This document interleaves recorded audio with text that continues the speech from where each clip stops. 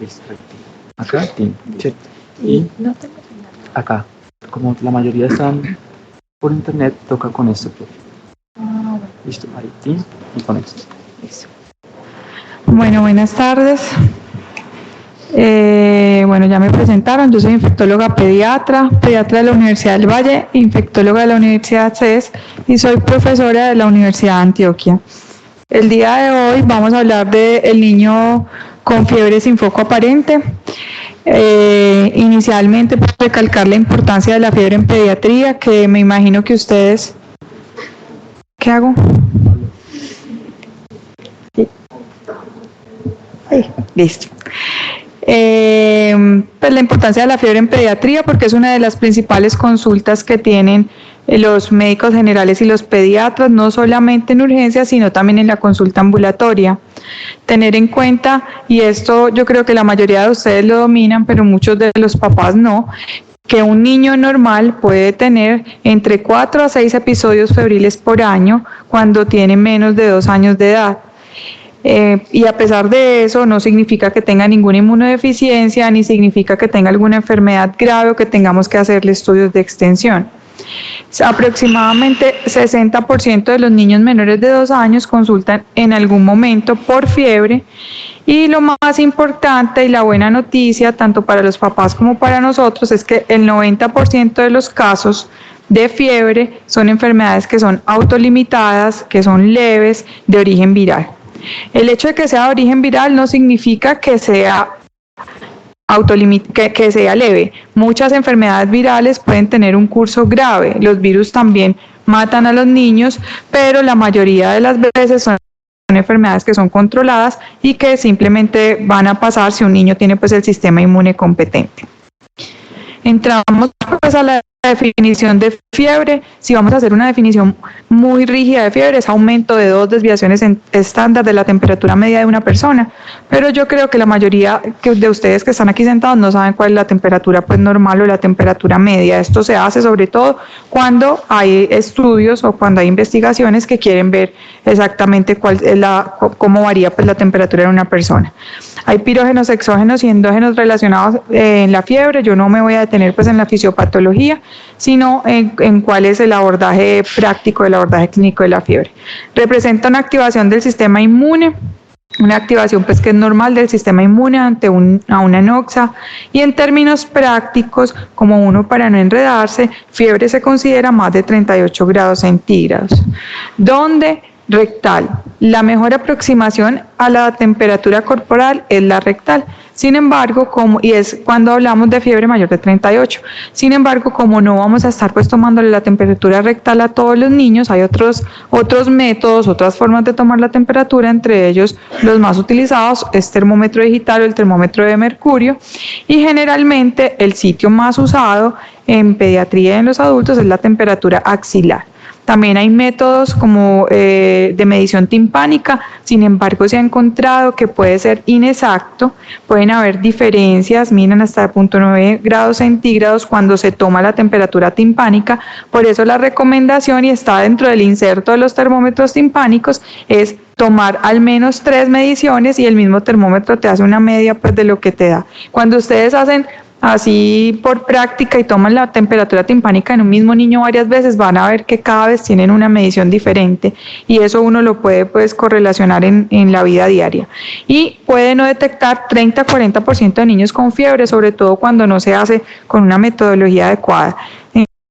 Entonces, en términos prácticos, la mejor temperatura, no la mejor o la más práctica, es la axilar, tomada con un termómetro digital o con un termómetro de mercurio. Causas de fiebre. Hoy vamos a hablar pues en el tema que más me compete a mí, que son las causas infecciosas, principalmente en niños son virales o bacterianas, aunque también hay otras causas micóticas, parasitarias. Erupción dentaria, esto cada vez está más debatido. Cuando uno lee pues artículos sobre fiebre en niños, se encuentra que la erupción dentaria en realidad es más mito que realidad.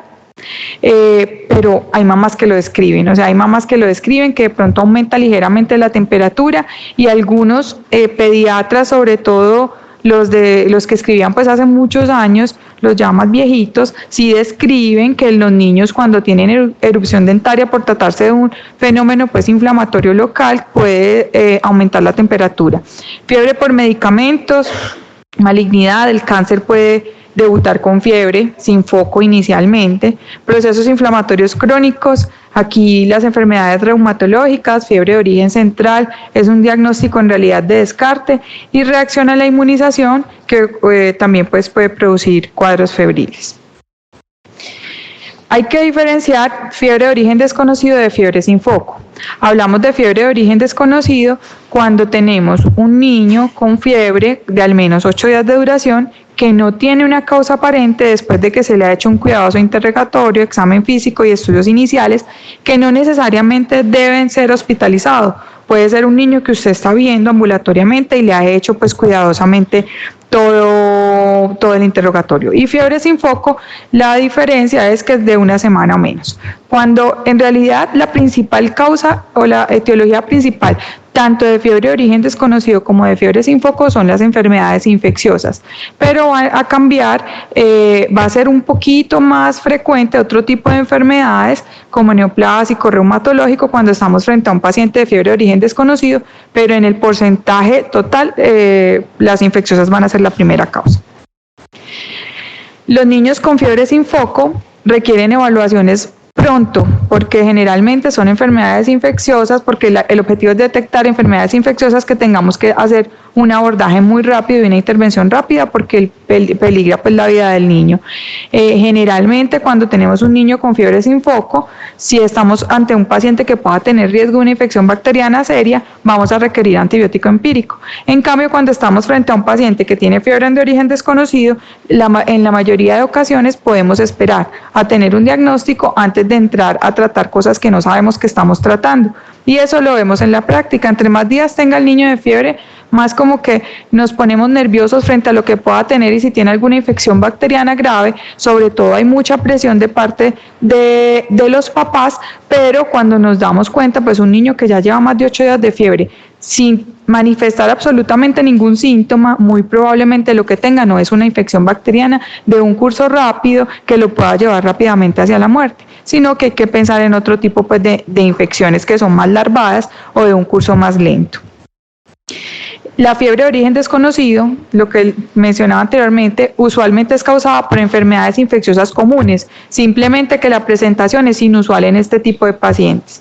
Aquí ya pues lo había mencionado antes, infecciones, enfermedades del tejido conectivo, aquí aparece Kawasaki como una de las enfermedades que cada vez conocemos un poco más, todavía tenemos vacíos en la etiología y casi que cualquier cosa puede causar Kawasaki, pues virus, bueno, etcétera. Ahorita vamos a tocar algo de Kawasaki, disfunción del sistema nervioso central, enfermedad inflamatoria intestinal, hay fiebres periódicas familiares que las podemos tener en nuestra región, no son pues por ser fiebre mediterránea familiar no significa que nosotros no podamos tenerla en nuestro país, sino que cada vez creo que vemos pacientes que cumplen con los requisitos más frecuentemente. Fiebre por medicamentos, pues más que drogas. Bueno. En algunos casos, la fiebre se resuelve sin un diagnóstico, ¿sí? Y esto ocurre. Y son esos papás que llegan a la consulta externa de infectología porque les da fiebre, se les quita y no saben qué tienen, pero siempre reciben antibiótico, pero no tienen aislamiento pues, microbiológico. Entonces, cuando tenemos un niño con fiebre, pues el niño que tiene foco aparente creo que es mucho más fácil abordarlo. Aquí sería pues empezar a hablar de todas las enfermedades infecciosas y no es el objetivo de este tiempo y simplemente se establece con el diagnóstico, con la historia clínica y con un examen físico qué es lo que tiene el paciente. Y tenemos una fiebre sin foco aparente cuando ni por historia clínica ni por examen físico podemos decir qué tiene el niño, pero esto es muy importante, sin aspecto tóxico. Cuando tenemos un niño que no tiene foco, pero que luce tóxico, eso tiene un nombre, ¿cierto? Es un niño que está séptico, simplemente que no tenemos que buscar pues el origen de la infección. Sí, cuando el niño en fiebre sin foco aparente y las guías y los flujogramas no incluyen, pues el niño o lo incluyen, pero ponen que en ese paciente se debe iniciar pues antibióticos empíricos. El reto en realidad es en ese niño que luce bien, en el niño que luce bien, que no luce tóxico, que se presenta con fiebre y que tenemos que jugárnosla y decir, bueno, ¿será que este niño tiene o no tiene una infección bacteriana grave. Y eso va a depender principalmente, y de aquí parte casi todas las enfermedades, no solamente las infecciosas, pero principalmente las infecciosas en niños. Es diferente tener fiebre si eres un neonato, si eres un lactante entre 1 y 3 meses y entre 3 y 36 meses. Aquí básicamente es porque el riesgo de infección bacteriana grave es mucho mayor en los neonatos que en niños más grandes, y esto está muy relacionado al desarrollo del sistema inmune y a la inmunización. Entonces, es diferente, obviamente, esto simplemente era para recalcar, pues, 2 pacientes con fiebre, esto es un niño con una meningococcemia y un niño que luce bien, que tiene un factor de riesgo, pues, por infección bacteriana grave por la edad, pero que no tiene ningún foco, pues, aparente. Entonces, ¿cuáles son los grupos de riesgo cuando yo tengo un paciente con fiebre? Los neonatos, innegablemente. Ahorita van a tener pues también una conferencia del neonato gravemente enfermo. Hay enfermedades asociadas que se asocian pues a infecciones bacterianas como anemia de células falciformes, porque ellos hacen una asplenia pues funcional, pacientes con cardiopatía, sobre todo esas que son de alto gasto, inmunodeficiencias o estados de inmunosupresión como el cáncer o como la enfermedad por VIH, el uso de esteroides de forma prolongada, pacientes que han recibido antibiótico-terapia previa, y esto más que tenga relación con el sistema inmune es que si usted está frente a un paciente con fiebre que ha recibido antibióticos, de pronto estos antibióticos han hecho que el paciente no manifieste la enfermedad como usted usualmente la ha leído pues en los libros, o que no logre pues tener un aislamiento microbiológico. Pacientes con vacunación incompleta, pacientes que tengan dispositivos médicos como derivación ventriculoperitoneal, catéter implantable, que hacen que aumente pues el riesgo de infecciones bacterianas tipo estafilococo principalmente. Entonces, ¿cuáles son las infecciones bacterianas graves o cuál debe ser la preocupación cuando tenemos un niño con fiebre sin foco? Si el niño descartar que tenga neumonía, descartar que tenga infección de vías urinarias, que tenga meningitis, que tenga bacteriemia oculta, que tenga celulitis o infecciones osteoarticulares, y esto aparece cuando uno lee los textos. La celulitis o las infecciones osteoarticulares y la otitis medio aguda aparece dentro del niño con fiebre sin foco, pero es en realidad porque no examinamos bien a los pacientes. ¿Sí? Si yo examino muy bien al paciente, o a veces es porque hay limitación, porque verle el tímpano, por ejemplo, a un niño pequeño es bastante complicado. Si uno ve solo pelitos y no ve nada más, entonces es complicado, y ahí sí se tiene que llenar pues como de razones y de motivos. Y celulitis porque muchas veces no logramos pues encontrar, no le quitamos completamente la ropa al niño y no lo revisamos bien, e infecciones osteoarticulares porque en los lactantes principalmente, que no tienen pues sí tienen movilidad, pero que ellos no tienen desplazamiento, son pacientes que no te van a llegar ni con la cojera ni con dolor pues a la movilización de una extremidad, sino que simplemente son pacientes que van a llegar irritables por dolor. Entonces tienen fiebre, están irritables y toca hacer un buen examen físico para poder llegar a este diagnóstico. Las principales y las más importantes que nosotros tenemos que descartar cuando tenemos un niño con fiebre sin foco son estas, que son las que pueden llegar a comprometer la vida. Neumonía. Lo bueno de la neumonía es que la mayoría presenta síntomas. Existe un término que yo he leído pues toda la vida en los textos de pediatría, es la neumonía oculta. Yo no conozco la neumonía oculta, hasta este momento no la conozco. Sí, hay síntomas que la neumonía oculta está definida como una neumonía radiológica sin signos clínicos evidentes. Yo no sé si es porque a mí ya me tocó pues como la colita de la vacunación contra neumococo, y esto estaba muy asociado pues a neumococo. Generalmente hay signos o al menos síntomas que el paciente te refiere cuando tiene neumonía. O sea, la mayoría viene con un cuadro, con una historia, por historia natural de la enfermedad pues de neumonía, de síntomas respiratorios altos, que posteriormente persiste pues con una fiebre que va más allá de lo que uno espera en una enfermedad, en una gripa. Perdón, aquí les recalco, y esto se los digo por experiencia, cuando uno lastimosamente tiene que revisar historias porque algún médico, algún colega está implicado en un proceso médico legal, la frecuencia respiratoria, sí, la mayoría se inventan la frecuencia respiratoria o ponen 20, como en los adultos, pues así como que llega una frecuencia respiratoria normal 16, 20 en un niño con neumonía, y eso a veces es muy importante para poder llegar al diagnóstico etiológico, y no tenemos supimos pues cómo defender que estaban actuando correctamente, porque los signos vitales no se los inventen. O sea, la taquipnea está escrita, está por ahí EPI, está validada, que es un signo muy sensible, altamente sensible, de hecho es muy poco específico, de que hay algún proceso pues neumónico o inflamatorio pues en parénquima pulmonar. Infección urinaria. La infección urinaria es la más común en niños sin foco aparente. Hay diferencia entre género y en niños circuncidados, esto también está demostrado. Es muy importante, y recalco lo de la obtención de la muestra. En niños que no controlan esfínteres, la muestra debe ser por sonda para poder hacer un adecuado diagnóstico, y tenemos tanto hallazgos en el citoquímico como hallazgos pues, como en un urocultivo positivo en el citoquímico, que nos ayudan a definir infección urinaria, dentro de ellos piuria es el principal, seguido pues de nitritos y la presencia de estearasas. Hay estudios muy bonitos en adultos cuando suman la presencia de piuria, de nitritos y de estearasas, te da un rendimiento casi del 95% hasta el 98% en diagnóstico de infección urinaria. En niños esto puede variar, sobre todo en aquellos que no controlen esfínteres, porque simplemente no hay tiempo para que las bacterias presentes en el tracto urinario produzcan pues nitritos o produzcan la respuesta inflamatoria por el vaciamiento pues de la vejiga, que puede ser mucho más frecuente, pero cuando se presentan ayuda mucho pues al diagnóstico. Bacteriemia. Bacteriemia oculta es la presencia de bacteriemia en un niño que presenta buena apariencia.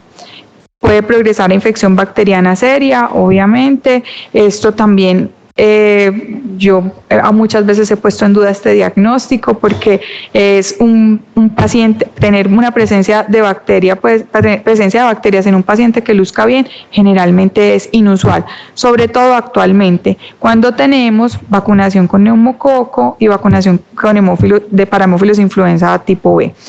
Esto no lo descarta. Ustedes saben que la vacuna que nosotros tenemos de neumococo en el PAI, que es la vacuna de 10 serotipos, no incluye todos los serotipos pues, vacunales que puedan causar infección bacteriana grave. Lastimosamente, el serotipo 19A, que está pues, en la vacuna de 13 serotipos, ha cambiado. Hay una red, un estudio de la red Neumocolombia, que es una red de infectólogos liderada por infectólogos pediatras de Bogotá, en la cual ellos demuestran con cifras que con la vacunación de 10 serotipos, el serotipo 19A va en aumento, causando infección bacteriana grave. Y no solo eso, el 19A está asociado a resistencia, y no solamente resistencia a penicilina, sino resistencia a cefalosporinas de tercera generación. Entonces, creo que estamos en deuda pues con nuestro esquema de vacunación en pasar a la vacunación con 13 serotipos. ¿Qué se supone que en bacteriemia puede ser importante para predecir si tiene o no una bacteriemia oculta el niño? Tenemos el hemograma e históricamente se ha hablado de tener leucocitos mayor de 15.000 o neutrófilos mayor de 10.000 en niños que tengan pues, riesgo para tener bacteriemia oculta, o sea, los niños no vacunados principalmente, o los niños menores, pues porque todavía no tienen las 2 dosis de vacuna.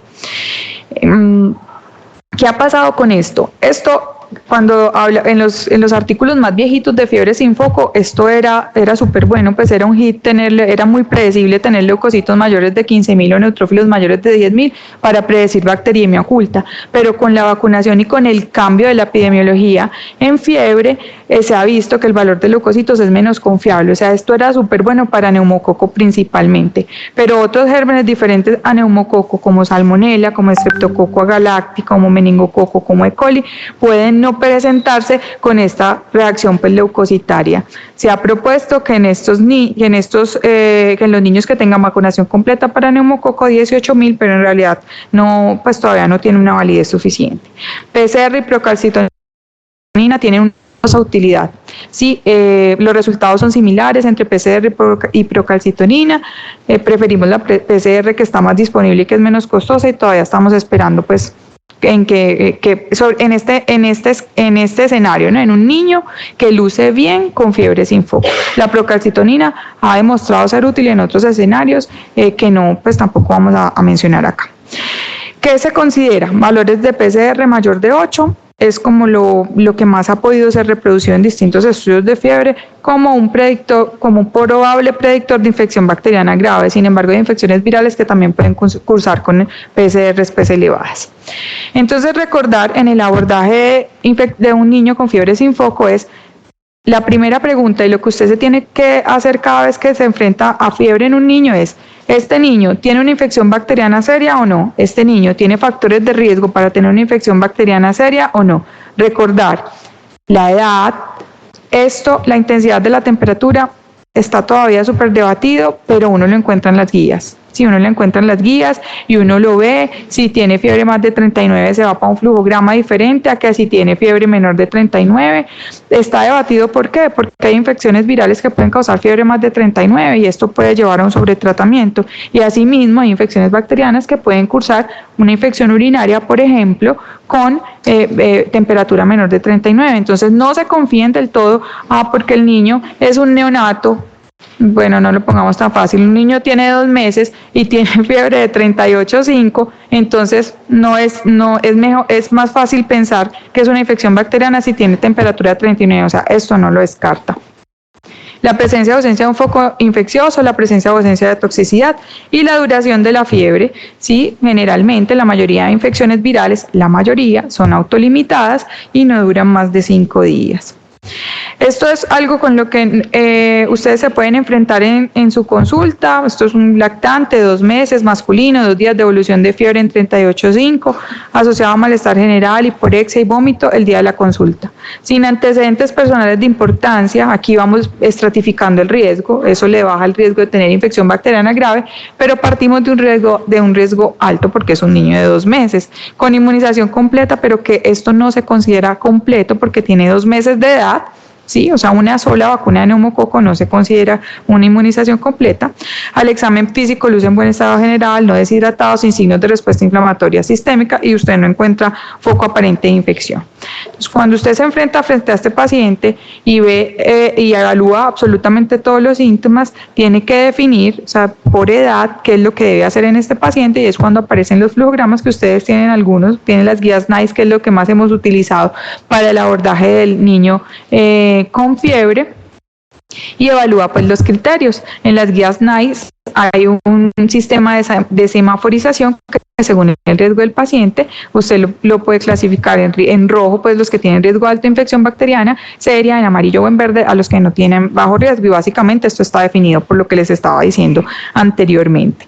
Como recomendación grande, todo neonato con fiebre se debe hospitalizar y se le debe iniciar tratamiento antibiótico empírico. Todo neonato con fiebre.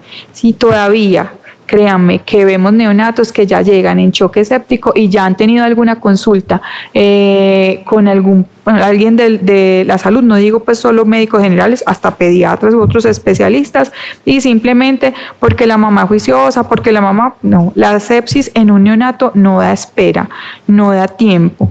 Entonces es muy importante que todo neonato febril, así usted no crea, o si usted crea que es una infección viral, usted lo hospitalice y le inicie tratamiento antibiótico empírico. Y todos los lactantes de 1 a 3 meses, aún con bajo riesgo, como el paciente que les presenté anteriormente, al menos debo tomarle cultivos. No necesariamente iniciar tratamiento antibiótico empírico, pero sí tomarle cultivos a todos. Entonces este es uno de los flujogramas más conocidos, síndrome febril sin foco evidente, si es un niño menor de 3 meses, un niño que no luce tóxico, pues, y de bajo riesgo como nuestro paciente, tenemos esta opción. Esta es una opción muy gringa, pues muy americana, y es tomarle todo, hemocultivo, urocultivo, punción lumbar, así luzca bien, pero por la edad le debo tomar todo porque tiene mayor riesgo de infección bacteriana seria, se le aplica una dosis de ceftriaxona y se manda para la casa. Si los cultivos todos son negativos, a las 24 horas yo le suspendo los antibióticos, y si llega pues a pitar algo, lo llamo. Pero esta opción no es útil en nuestro medio porque nosotros no podemos hacer esto ni siquiera pues teniendo pacientes con la mejor EPS, que no sé cuál sería, la verdad. Bueno, el paciente que no luce bien, obviamente, pues le inicia tratamiento antibiótico empírico. Nosotros podemos reemplazar esta opción por la observación o simplemente hospitalizar al paciente con tratamiento antibiótico empírico, que no necesariamente es ceftriaxona, ya les explico por qué, y esperar el resultado de los cultivos. La otra opción y es como la que menos recomiendan pues los expertos, es solamente hacerle orina, ¿sí? A este paciente de bajo riesgo que solo tiene pues la edad y observarlo. Si ustedes miran aquí en esta guía, aquí no hay hemograma ni PCR para tomar decisiones. Las decisiones se toman basados en la edad del paciente. En cambio, en el niño más grande, pues si está tóxico se hospitaliza y si no, vean lo que les decía, acá tienen en cuenta la temperatura. Si es un niño que a pesar de que no luce séptico tiene una temperatura mayor de 39, entonces aquí si se toma hemograma, hemocultivos, bueno, y según eso se van tomando decisiones. En esto no. Bueno. La intensidad de la fiebre, lo que les decía ahorita, pues principalmente es para neumococo. Los antecedentes personales, otra vez pues como mencionarles algunos de los más importantes para infección bacteriana grave, reflujo vesiculoteral en los pacientes pues para sospechar infección urinaria. Inmunizaciones, ya les he mencionado, inmunización completa se considera. Esto no es lo completo para el esquema PAI, pero completo que digas tiene cierta seguridad de cubrimiento es que al menos tenga 2 dosis de neumococo y 2 dosis de Haemophilus influenza B. O sea que los pacientes mayores de 4 meses serían aquellos en los que estaríamos como más tranquilos que tengan cierta protección para estas dos enfermedades, para estos 2 microorganismos. La inmunización pues para neumococo y Haemophilus influenza disminuyó la frecuencia de bacteriemia al 1%, en realidad pues muchísimo, y aquí aparecen pues otras bacterias como causantes de bacteriemia. Lo del aspecto tóxico, yo creo que eso parte pues del ojo clínico, mirar el nivel de actividad, sensorios, el niño come o no come, la perfusión periférica, pues eso es mucho más fácil para ustedes pues como definirlo. Y en cuanto a los sistemas de puntuación, que hay varios, en realidad tienen una sensibilidad que es muy variable cuando han intentado ser reproducidos, ¿sí? Entre el 11 y el 100%, o sea, esto en realidad es muy malo para una prueba, pues para usar solamente los criterios, pero muchos de ellos los hemos utilizado, sobre todo los criterios de Yale detectan del 33 a 76%, depende del estudio pues que lo haya aplicado con infección bacteriana grave, y sobre todo pacientes con bacteriemia oculta que no le usen tóxico. Los signos de toxicidad en pediatría, en realidad sobre todo en neonatos puede ser casi cualquier cosa, ¿sí? Intolerancia a la vía oral, no recibe la vía oral, llanto débil agudo, disminución de la ingesta, bueno. Siempre buscar signos de respuesta inflamatoria sistémica, crépitos, hacer una buena palpación abdominal, palparle las articulaciones, mirarle pues absolutamente cada uno de explorar pues a ese paciente. Listo, entonces el paciente que teníamos anteriormente, que tenía 2 meses, con una fiebre menor de 39, sin foco y que no luce tóxico, ustedes podrían en ese paciente tener la opción de ordenarle pues exámenes, que es lo que usualmente hacemos pues en la clínica, y esperar los resultados para definir qué hace pues en ese paciente, pero esto tiene que ser hospitalizado. La PCR, ya habíamos hablado, en IEPI no toma 8, sino 4. Esto es también pues importante para ustedes en la clínica. El uroanálisis, hablamos pues de la toma adecuada de la muestra. Si es normal y el uroanálisis o el citoquímico de orina y el paciente no tiene foco, por ser la infección urinaria la infección más frecuente en un niño con fiebre sin foco, se debe enviar urocultivo. Entonces yo les digo de una vez, si usted le va a pasar una sonda a un niño, de una vez mándele el citoquímico de orina y mándele el urocultivo. Pues no espere que al citoquímico y anormal otra vez la sonda, pues sobre todo si es un niño. Yo no sé si ustedes les han pasado una sonda, pero pues eso no es como tan divertido para estar haciéndole. Créanme que las mamás se estresan pues horrible cada vez que le van a pasar la sonda a un niño. Esta es como la recomendación general en quién quién si no tiene foco tomar el uroanálisis, si son niñas menores de 24 meses, si son niños menores de 2 meses no circuncidados o menores de 6 meses si son circuncidados. Esto es por el riesgo pues de infección urinaria que es mayor en las niñas que pues en los niños. A todos los niños pues menores de 24 meses aún sin síntomas urinarios, esto porque los niños mayorcitos se supone que ya empiezan a manifestar otros síntomas pues, irritativos de infección urinaria. Radiografía simple de tórax no está indicada a todos. excepto los niños menores de 3 meses cuando estamos buscando pues una infección bacteriana y definitivamente no encontramos, o aquellos que tienen este hallazgo en el hemograma, leucocitosis, por la relación que tiene la presencia de leucocitosis con neumococo, con infección neumocóxica. Líquido cefalorraquídeo, ¿en quién lo debo tomar? Así no luzca bien. Bueno, al que está tóxico, obviamente, a los neonatos menores de 3 meses o aquellos que tengan signos neurológicos, o sea, un neonato con fiebre, así luzca bien, debo hacerle punción lumbar. Hemocultivos, siempre a los menores de 3 meses, a los que tienen entre 3 y 36 meses según la apariencia clínica o según el resultado del hemograma y los reactantes, o aquellos pacientes que persistan con fiebre. El paciente que luce enfermo, nada que hacer. Pues a ese paciente hay que ponerle antibióticos empíricos que estén dirigidos hacia qué microorganismo: neumococo, estafilococcus aureus, Neisseria meningitis, hemófilos influenza B, principalmente porque siguen siendo nuestras bacterias principales que causan sepsis pues en los pacientes, sobre todo en los niños no vacunados, teniendo en cuenta pues hemófilos. Este es el paciente pues que luce bien y que tiene, a pesar de que luce bien y a pesar de que pueda que no tenga, que no sea un niño pequeño, pero que tenga una inmunización incompleta, pues, la recomendación es tomar el hemograma según resultado de definir hemocultivos, pero siempre tomar uroanálisis y urocultivo y radiografía de tórax si los leucocitos son mayores de 20.000. Algunos autores recomiendan que hospitalizar y tomar paraclínicos reemplaza la recomendación de darle alta con dosis única de ceftriaxona que tiene la Academia Americana de Pediatría y que puede ser más, se puede aplicar mejor pues en nuestro medio. ¿A quién se da alta y se puede observar en casa? Mayores de 3 meses que lucen bien, que no tienen antecedentes personales de importancia, con un examen físico normal y con exámenes iniciales normales. Y una cosa muy importante, pacientes que tengan acceso al sistema de salud. Sí, eso lo dice IEPI, eso lo vemos a diario, o sea, y pacientes que los papás entiendan que son signos de alarma, que a veces nos falta pues como educar en esto muy bien a los papás. Hace 2 semanas tuve no es fortuna.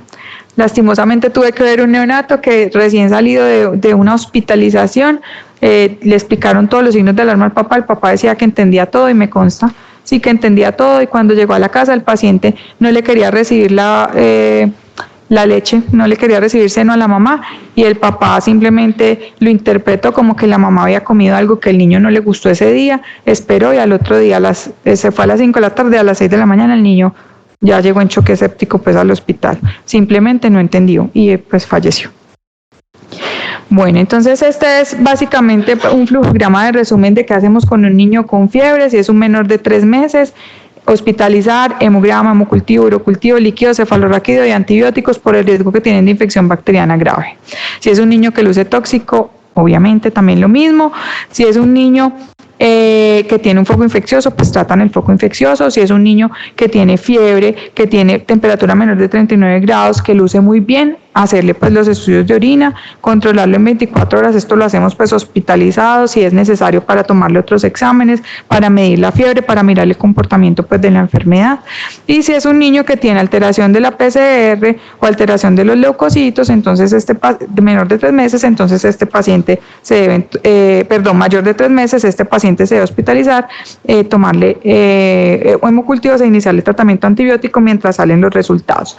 Créanme que cuando uno va a hablar de uso racional de antibióticos, en la mayoría de las ocasiones nosotros no somos como tan exhaustivos en mirar a quién se le puso o no se le puso antibiótico, sino a quién se le quita los antibióticos. ¿Sí? No hay duda que si usted tiene dudas ante un paciente que tenga una infección bacteriana grave, usted le inicia el tratamiento antibiótico, pero posteriormente, si usted ya no tiene ninguna evidencia de que el paciente tiene una infección bacteriana grave, quíteselos, evalúelo a las 24, a las 48 horas con resultado de exámenes y a ese paciente quítele los antibióticos porque simplemente ya no los necesita. No creo que les vayan a cuestionar el inicio de un tratamiento antibiótico porque tienen la duda de que el paciente pueda tener una infección bacteriana grave. Eso sí, si usted le va a dar salida con antibióticos y no está seguro que tiene una infección bacteriana grave, mejor no se los dé. O sea, si usted cree que la pueda tener, obsérvelo, o si usted no va a poder verlo a las 24 horas, no le dé alta porque esos son los pacientes que se van con antibióticos a tratamientos completos y tener infección bacteriana. Cuando está en la casa, como no tuvieron control, ya empiezan con los síntomas, con la gripa, pero la mamá pues le va a seguir los antibióticos hasta completarle el tratamiento. Estas son las guías NICE pues actualizadas. Ellos hablan ya de niño menor de 5 años con fiebre, ya no lo así por grupos, se identifican las características potencialmente mortales, detección de la fiebre, intervenciones antipiréticas, se evalúa el riesgo de enfermedad grave, el sistema de semaforización que ellos proponen y pues se evalúan síntomas y signos de enfermedades específicas. Yo no sé si este se ve muy bien, pero eso ustedes lo tienen pues disponibles en las guías NICE, simplemente cuáles son los de alto riesgo, esto es síntomas, ¿sí? O sea, síntomas clínicos, y aquí estarían nuestros pacientes pues de fiebre sin foco en cuanto a síntomas. Aquí esta quedó como, ya sé, esto no, esta figura era animada.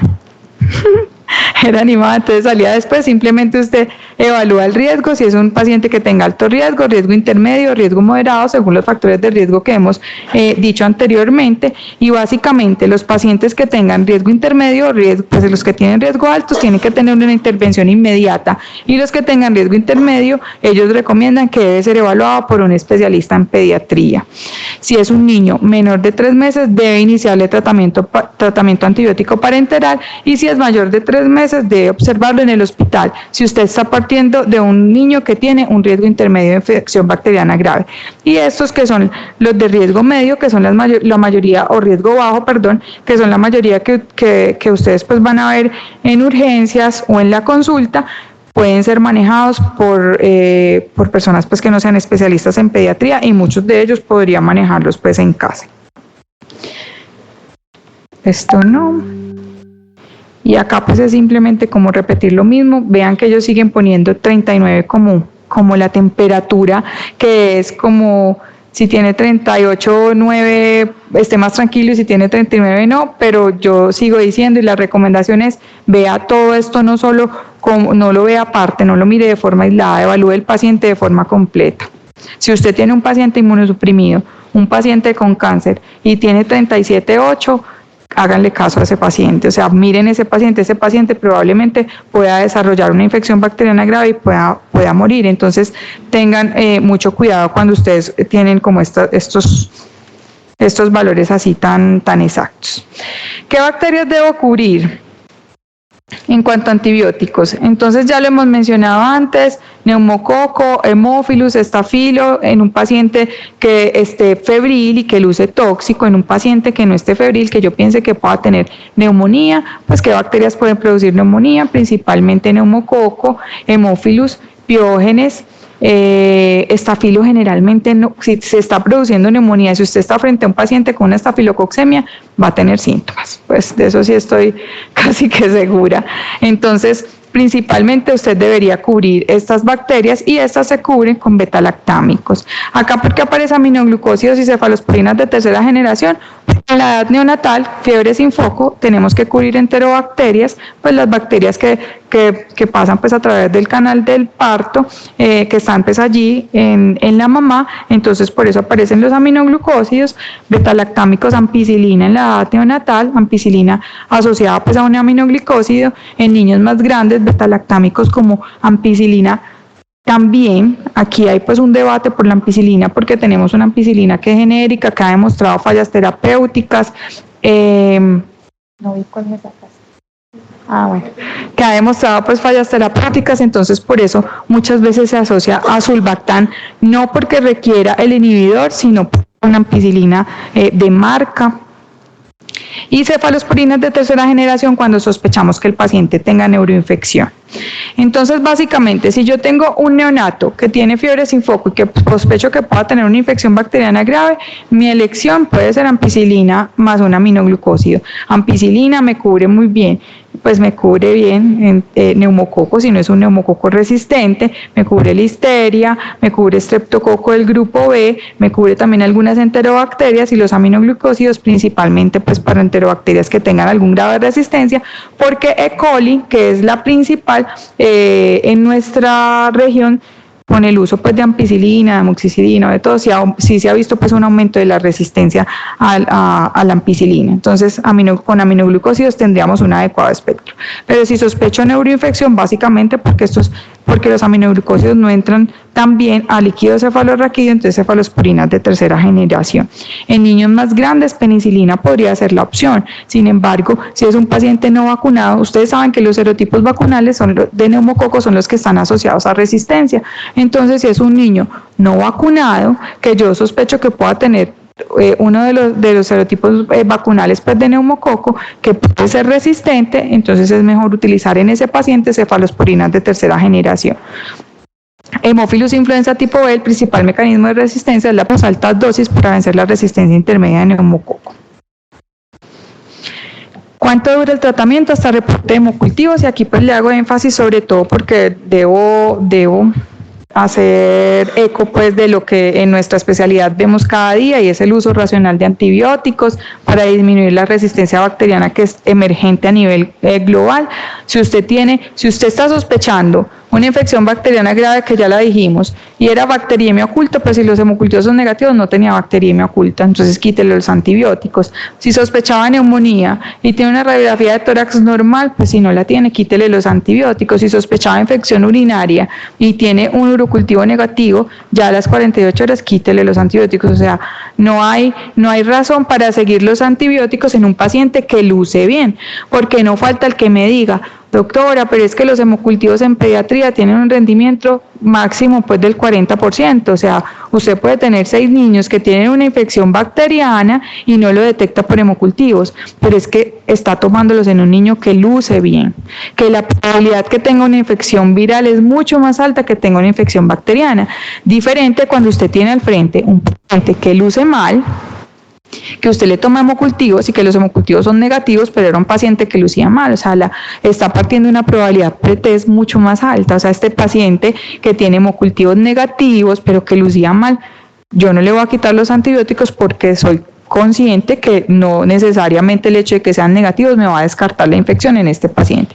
Entonces, en el niño que usted hospitaliza por fiebre sin foco, si los hemocultivos son negativos, si el urocultivo es negativo, si usted no tiene neumonía, si el cultivo de líquido cefalorraquídeo y el citoquímico es normal, usted le debe quitar los antibióticos. O sea, a las 48 horas ese paciente ya no debe tener antibióticos. Y obviamente, si aísla algún germen, pues ya según el germen aislado y el tipo de infección, definirá pues la duración del tratamiento en otras bacterias. Para terminar, rápidamente, estas son las últimas guías de la AHA para enfermedad de Kawasaki. Lo vemos, cada vez lo vemos más frecuente, es súper difícil, pues yo no les digo que sea un diagnóstico fácil. Cuando es clásico, es mucho más fácil. Varios puntos a tener en cuenta en Kawasaki. Los signos de Kawasaki puede que cuando usted tiene el paciente enfrente con fiebre no los tenga todos. Sí, muchas veces para nosotros es más fácil porque hacemos el análisis retrospectivo, cuando ya tiene las dilataciones pues de las coronarias y vamos donde la mamá y le preguntamos. Sí, empezó al principio, tuvo el rash, después le dio el edema de las palmas y de las plantas, sí, o sea, los síntomas no se presentan todos al mismo tiempo, sino que se pueden presentar y desaparecer. Entonces, un buen interrogatorio hace que el diagnóstico de enfermedad Kawasaki sea más posible que usted lo pueda hacer. Estas son como los criterios. Básicamente las principales características clínicas, la lengua de frambuesa que todos pues conocen, eritema, no necesariamente tiene que ser la lengua, sino compromiso pues de las mucosas, inyección conjuntival, el rash, edema de las manos y los pies, descamación. Hay que preguntarles también pues por la descamación, pero esto ya pasa en la fase subaguda. Sí, a veces cuando se presentan solo tienen fiebre y la descamación. Sí, y usted queda como cortico porque es que no encuentra, miren que es más de 3 días de fiebre, ¿no? Uno ya tiene que empezar a sospecharla con más de 3 días de fiebre sin foco. Muchas veces no tienen la linfadenopatía cervical. Esto lo encuentran pues, cuando descarguen las guías de Kawasaki, las últimas pues de la AHA, el edema, el exantema, la inyección conjuntival, pues está con mucho compromiso de mucosas. Y esto es lo que les estaba diciendo pues anteriormente. Y este es el que más nos saca canas y es el dichoso Kawasaki incompleto. Ya voy a terminar. Entonces, cuando sospecha una enfermedad incompleta de Kawasaki, niños con fiebre de más de 5 días, 2 o 3 criterios clínicos compatibles o lactantes con fiebre más de 7 días sin otra explicación. Y el Kawasaki incompleto se diagnostica por los laboratorios. Si es un Kawasaki incompleto porque no tengo la clínica, entonces a todo niño con Kawasaki incompleto debo hacerle pruebas pues, de laboratorio, PCR y velocidad de eritrosedimentación, si tiene más de 3, más de 40, tomarle pues los otros exámenes, hemograma completo, pruebas hepáticas, albúmina, parcial de orina porque se pueden producir piuria estéril y si los tiene debe tratarlo. Así clínicamente no tenga los signos característicos de la enfermedad. Obviamente, si usted sospecha Kawasaki porque tiene una fiebre sin foco y tiene un ecocardiograma positivo, pues con eso ya le da el tratamiento.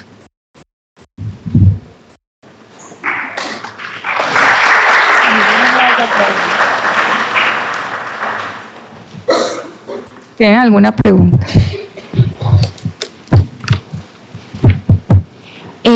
Yo tengo una pregunta sobre la indicación de la punción lumbar. Lo que pasa es que usted mencionaba que en los menores de 3 meses está indicada en todos. Pero mi duda es porque en las guías colombianas generalmente distinguen entre sepsis neonatal temprana y sepsis neonatal tardía, siendo esta última en la que es infalible la indicación, pero que en la temprana no hay mucha evidencia, pues porque los gérmenes más comunes son distintos.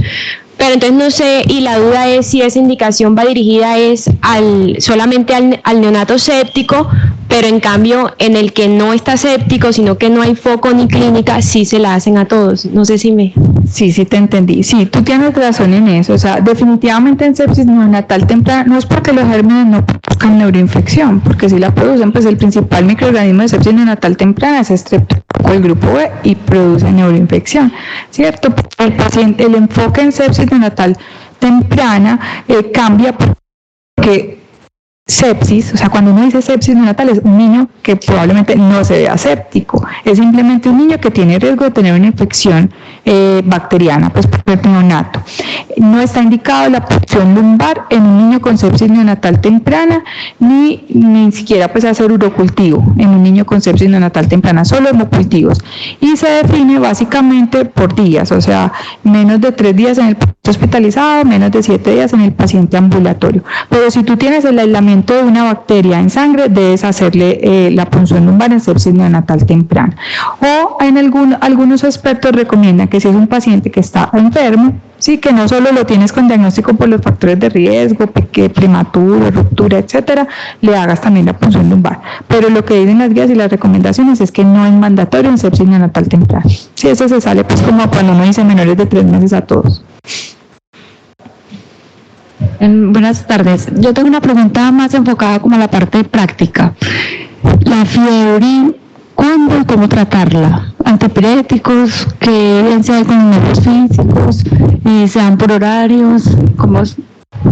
Mira, entiendo tu pregunta porque antes pues siempre tratábamos la fiebre, hay muchos mitos respecto a la fiebre, las mamás temen a la fiebre, piensan que va a haber daño neurológico, que el niño va a convulsionar, bueno, hay muchos mitos pues respecto a la fiebre. Y últimamente la recomendación principalmente pues de puericultores, entendiendo la fiebre como un mecanismo normal, que induce pues, la respuesta inflamatoria, que moviliza leucocitos hacia donde tengamos el proceso infeccioso si lo tenemos, es recomendarla solo, recomendar los antipiréticos solo si el niño está incómodo o la fiebre lo vuelve pues más sintomático, ¿cierto? Yo soy mamá, yo la verdad cada vez que mis hijos tienen fiebre pues son sintomáticos, son cansones pues porque hay algo que les está molestando, ¿cierto? Pero la recomendación así como que tengan la última palabra frente al tratamiento de la fiebre, creo que es muy difícil definirlo. Lo que la evidencia, ¿qué saben de la evidencia y lo que uno les explica a los papás? El que va a convulsionar con fiebre convulsiona muchas veces, así no tenga fiebre alta, o sea, no tiene que tener hipertermia para convulsionar, sino que puede convulsionar simplemente con febrícula porque hay otros factores genéticos que están relacionados para eso, que es como el mayor el mayor temor pues de todas las mamás, ¿cierto? Que sea como eso. De resto se supone que uno podría esperar y no tratar la fiebre si el paciente no tiene pues absolutamente ninguna incomodidad o ningún síntoma relacionado. ¿Y cuál? Acetaminofén. Pues eso no lo mencioné, pero lo ideal es acetaminofén. Sabemos pues que hay nefritis intersticial asociada al uso de ibuprofeno. En realidad eso de intercalar, porque a veces vean, hay fórmulas súper peligrosas. Yo les cuento pues de la experiencia. Hace poquito un niño llegó con una fórmula de naproxeno, acetaminofén y ibuprofeno, y nosotros le estamos dando esa responsabilidad a las mamás y decía acetaminofén cada 6 horas, ibuprofeno cada 8 entre el acetaminofén, y naproxeno si cuando le da el ibuprofeno no le disminuye la fiebre. Entonces los papás se vuelven pues ellos no tienen por qué saberlo, se vuelve una melodía, la mamá le estaba dando pues todo el tiempo, prácticamente le estaba dando pues todo el tiempo, lo despertaba para darle fiebre. Yo creo que tenemos que tranquilizar a las mamás. O sea, si el niño está dormido y tiene fiebre, seguramente es que eso no le va a causar nada, no le está molestando, entonces no lo despierta para tener que darle el acetaminofén. Pero si se despierta porque está chinchosito, pues por la fiebre, dele el acetaminofén.